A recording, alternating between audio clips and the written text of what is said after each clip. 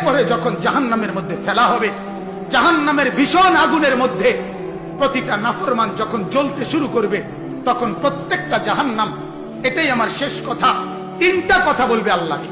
কয়টা কথা? এক নাম্বার বলবে, আল্লাহ এত কষ্ট, এত আযাবের চাইতে মৃত্যু দিয়ে দেন, মেরে ফেলেন। আল্লাহ বলবে, লা ইউখদা আলাইহিম ফায়ামুতু, না না ফরমান, জাহান্নামে কোনো মৃত্যুর ফয়সালা নাই, বেঁচে থেকেই আযাব সহ্য করতে।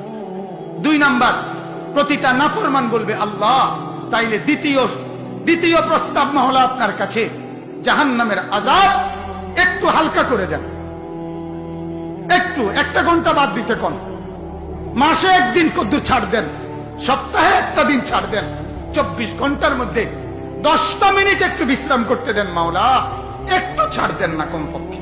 আল্লাহ বলবে, ওয়ালা ইউখাফফাফু আনহা মিন আযাবিহা, না রে নাফরমান, এক সেকেন্ডের জন্য আযাব হালকা করা হবে না। না বন্ধু, দুনিয়াতে কেউ আগুন জ্বললে প্রথম যদি এদিক দিয়ে আগুন লাগে, ওই পর্যন্ত আইসা জ্বলতে জ্বলতে হইতে পারে সে মরে গেছে, মানে রুহু চলে গেছে।